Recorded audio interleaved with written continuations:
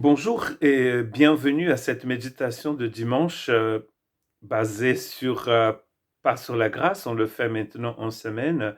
Sur la grâce, bien sûr, ça sera toujours sur la grâce, car tout ce que nous recevons du Seigneur, c'est par grâce. Aujourd'hui, c'est donc dimanche et c'est le 11 octobre. Et notre méditation d'aujourd'hui sur la vie, un long fleuve tranquille, elle est donc basée sur Ésaïe chapitre 35. Nous allons essayer de lire à peu près tous les versets de ce chapitre pour voir comment Dieu va nous encourager en sachant, enfin lui-même il est au courant, il sait que notre vie n'est pas toujours un long fleuve tranquille. Et ce texte parle des bénédictions futures d'Israël et bien sûr nous allons trouver des échos de ces paroles dans les paroles du Christ et dans tout le Nouveau Testament, n'est-ce pas? Ce qui arrive quasiment tout le temps avec ces textes des prophètes. Ce qu'on voit ici, c'est que il n'y a pas de chose impossible au Seigneur et il peut transformer le désert en jardin. Et d'ailleurs, ça commence comme ça, chapitre 35 et le verset 1. Le désert et le terrain sec se réjouiront, la plaine aride exprimera sa joie et fleurira comme un narcisse.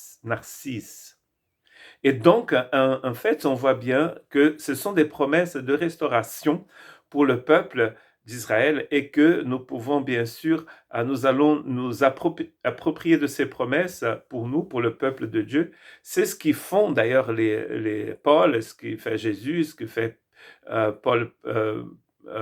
Pierre, Paul, Jacques, n'est-ce pas, dans le Nouveau Testament, et on peut inclure Jean aussi, c'est que ces promesses, elles sont, on va nous en approprier pour nous, pour le peuple du Seigneur. Et dit donc à partir, dans le verset 3, il dit ceci, fortifiez les mains affaiblies et affermissez les genoux flageolants. Dites à ceux qui ont leur cœur battant, fortifiez-vous, n'ayez pas peur. Voici votre Dieu, elle viendra, la vengeance, la rémunération de Dieu. Il viendra lui-même pour vous sauver. Comme nous avons vu dans les 40 à 45 d'Ésaïe, il y a donc ces expressions n'ayez pas peur, et on la voit ici aussi. Et il dit qu'il ne faut pas avoir peur. Là, nous parlons des genoux et des mains. Nous pouvons bien penser à ceux qui marchent, à ceux qui courent. Aujourd'hui, on pense beaucoup à ceux qui chantent aussi, parce que si vous avez un genou affaibli, si vous n'avez pas d'assise, vous ne pouvez pas chanter.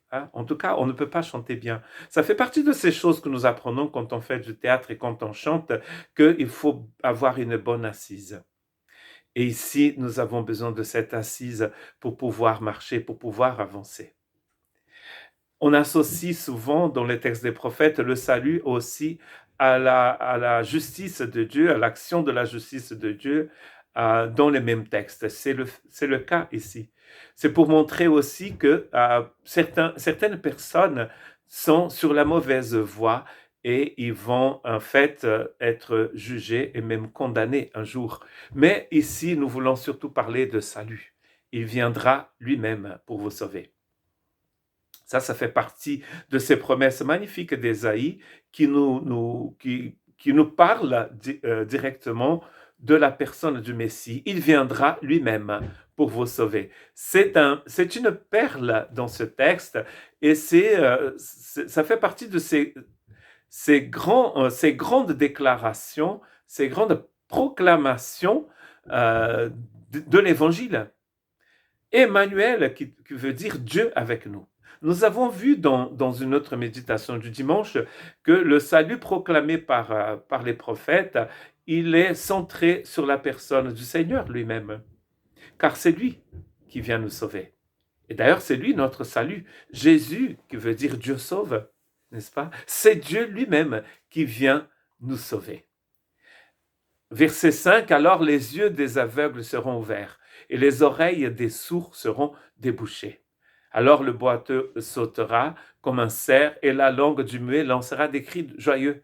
Oui, de l'eau jaillira dans le désert et des ruisseaux dans la plaine aride. On voit bien cette idée de restauration, de choses nouvelles qui va apparaître ici avec ce Dieu qui vient pour nous sauver. Nous trouvons cela dans le Messie de Handel, il me semble. Les yeux des aveugles seront ouverts. Et si vous lisez le Nouveau Testament, vous allez voir l'accomplissement déjà de toutes ces paroles. Les yeux des aveugles qui sont ouverts, les oreilles des sourds qui sont débouchées, les boiteux qui sautent comme des cerfs, la langue des muets qui lancera des cris de joie, la guérison partout, car quand le Seigneur vient, quand il se manifeste, il a beaucoup de guérisons, que ce soit la guérison du corps, mais aussi la guérison de l'âme et de l'esprit. Il aura là une route, un chemin, verset 8, qu'on appellera chemin de la sainteté. Aucun impur n'y passera, il sera réservé pour eux lorsqu'ils suivront le chemin. Même les fous ne pourront pas s'y égarer. Là encore, l'écho que nous trouvons dans le Nouveau Testament, c'est ce texte de Jésus qui dit « Je suis le chemin ». Il se présente lui-même comme le chemin. Un chemin, il aura une route, un chemin, qu'on appellera chemin de sainteté. Vous voyez cette source que nous allons retrouver aussi dans Jean chapitre 7, quand Jésus parle des fleuves d'eau vive qui couleraient de l'intérieur de ses enfants. Le fleuve qui sort du temple, c'était la méditation de ce dimanche à l'église apportée par M. Kirman. Le fleuve d'eau vive qui jaillisse du trône de Dieu dans Ézéchiel chapitre 45, Joël et Zacharie vont aussi en parler. Et nous allons bien sûr trouver cette même vision dans le livre d'Apocalypse. Cette eau qui apporte, qui est la guérison des nations. Et Jésus va nous dire que cette eau coulera de notre intérieur. Et Jean nous explique en disant, il disait cela de l'esprit qu'on devait recevoir. Quand on a reçu l'esprit de Dieu, ce fleuve de vie maintenant coule de notre intérieur. Et nous devenons cette nouvelle Jérusalem qui descend du haut. Parce que dans un texte des prophètes, l'eau coule directement de la ville de Jérusalem. Et Apocalypse nous dit que la ville de Jérusalem, c'est la cité sainte qui descend du ciel, c'est l'épouse de l'agneau. L'ange dit à Jean, viens et je veux te montrer l'épouse de l'agneau. Et quand il regarde, il voit la nouvelle Jérusalem qui descend des cieux.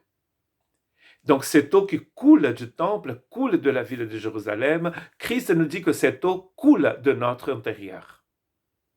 Et il y a cette promesse ici, n'est-ce pas, dans le verset 6. Oui, de l'eau jaillira dans le désert et des ruisseaux dans la plaine aride. N'importe quelle vie peut être transformée par l'eau de l'Esprit Saint qui coule dans notre cœur. Même les terres les plus arides peuvent être complètement transformées par cela. Ceux que l'Éternel aura libérés reviendront et ils arriveront à Sion avec des chants de triomphe. Là aussi, nous voyons cette multitude devant le trône de l'agneau qui chante dans le livre d'Apocalypse. On va la retrouver un peu partout. Ce même instant, dans l'histoire éternelle, quand le Seigneur réunit autour de son trône son peuple, on la retrouve plusieurs fois dans le livre d'Apocalypse. Et chaque fois, tous ces êtres vivants, tous ces êtres de l'univers chantent à l'agneau qui est assis sur le trône. Ils connaîtront la gaieté et la joie, la douleur et les gémissements s'enfuiront. Il n'y aura plus de larmes, nous dit Apocalypse, il n'y aura plus de douleur, il n'y aura plus de gémissements. Vous voyez, ce temps de guérison, ce temps de transformation, c'est la proclamation de ce texte, c'est la proclamation de l'Évangile. C'est ce que le Seigneur a réservé pour nous tous en Christ Jésus. Et donc, on sait bien que la vie n'est pas un fleuve tranquille. Nous savons bien que la vie peut être très difficile même. Mais nous avons cette promesse que le Seigneur viendra lui-même pour nous sauver. Il ouvrira un chemin.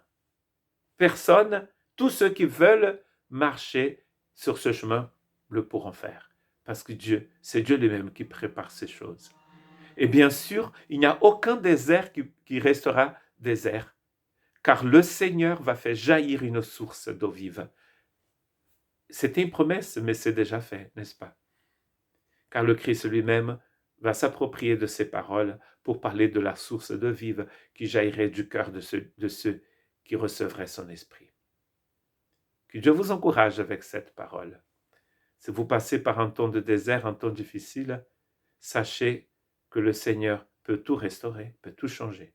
Et de l'eau vive, l'eau du Saint-Esprit peut couler de ton intérieur. Et l'eau, la tendance de l'eau quand elle coule, c'est de couler vers la mer. C'est ce qui se passe dans Ézéchiel 47. Même la mer morte. Il n'y a pas de mort qui peut survivre à l'action du Seigneur. La mort qui ne peut pas survivre, c'est incroyable, n'est-ce pas? Tout cela est déjà accompli. Que nous puissions mettre notre confiance en celui qui peut tout transformer et qui peut nous donner sa vie, même si nous vivons dans un désert spirituel. Que Dieu vous bénisse.